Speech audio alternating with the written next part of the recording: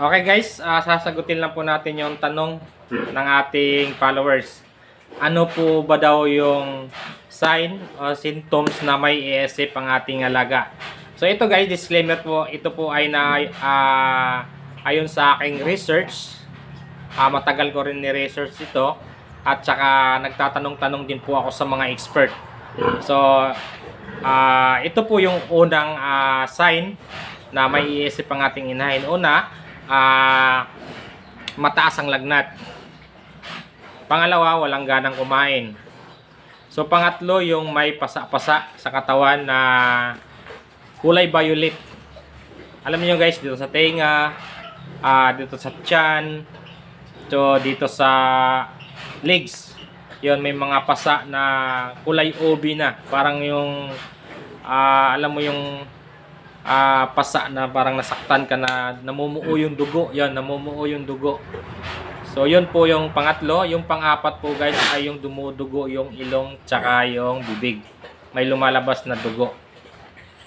So ang meron din akong i-share sa inyo guys, yung kapag nilagnat lang, walang ganang kumain, tapos wala yung dalawang symptoms na ito, yung pasa tsaka yung pagdurugo sa ilong at bibig. Hanggat wala yan guys, hindi po yan matatawag na ESF. So ang lagnat po kasi ng baboy tsaka yung walang ganang kumain, common problem lang po yan sa ating mga backyard, sa ating mga alaga. Nangyayari po yan, yung inuubo. So isa din po yun sa sign ng ESF. Ayon po yun sa research ko guys. So hanggat wala itong dalawa na sign na to guys, yung tawag ito, pantal-pantal na pula na namumuo, pasa, yung namumuo na dugo yan guys, yung may mga pasa. So hanggat wala yun guys, saka hanggat hindi dinudugo ang ilong at bibig ng ating alaga, hindi pa po matatawag na ESF yan. Yung symptoms ng iba, yung inuubo, nilalagnat, walang ganang kumain. So common na po yan guys. Common sa atin yan mga backyard, nangyayari po yan.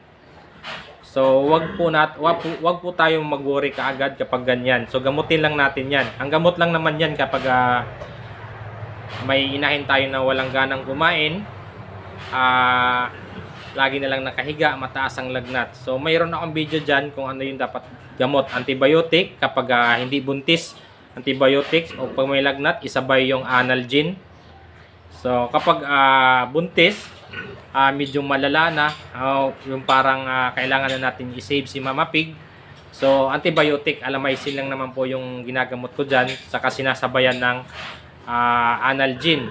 Minsan kung wala namang lagnat, antibiotic, then sinasabayan ng vitamins, B-complex. So any branch yun. So ito yung guys,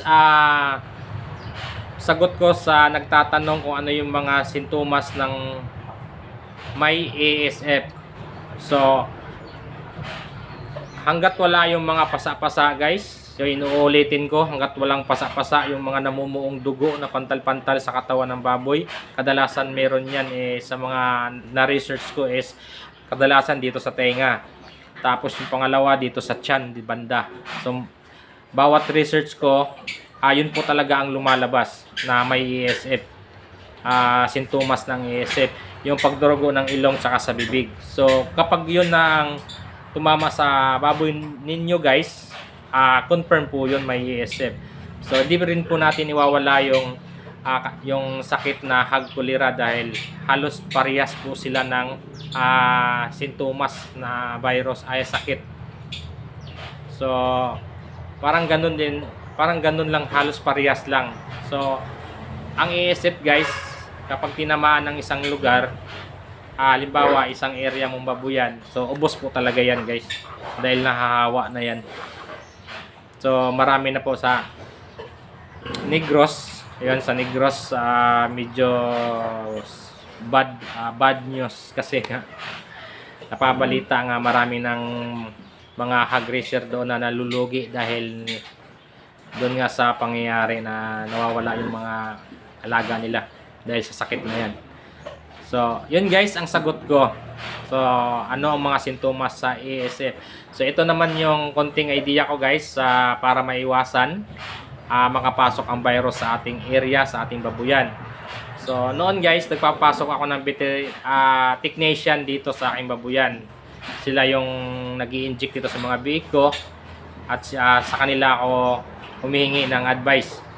Pero simula nung nag-ASF, never na po ako nagpapasok. Ako na po gumagawa lahat. So, nagpapasok ako dito yung veterinary ko lang. Kasi yung veterinary yung mga nag-EI dito sa inahin ko. Yun po talaga yung nag-EI sa area namin. So, medyo kampante naman ako sa kanila dahil alam din naman po nila na safe yung pinupuntahan nila. So, simula nun, sila na lang yung nakakapasok sa akin pero bihira ako na lang din pinapapasok kapag may naglalandi lang na inahin.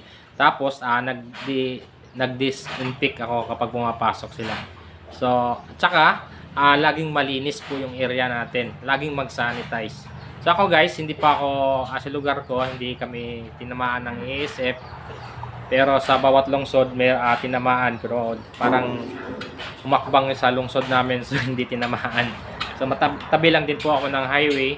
So, sawa naman ng Diyos, hindi po tayo affected. So, yun lang guys. Maraming salamat po. Sana may nakukuha kayong idea sa sinabi ko dahil ulit-ulit po kasing tanong na yan. So, first time ko po itong ginawa na video na to about sa ASF. So, para masagot na, para maging kampante na kayo, so yun po yung sagot ko sa ASF. So, ayun lang po yun, based lang po yun sa research ko sa pagtatanong sa mga experts. So, pwede nyo rin po ito i-share guys para kahit paano yung magka-idea yung kapwa natin backyard ag-racing na lalo na sa mga baguhan.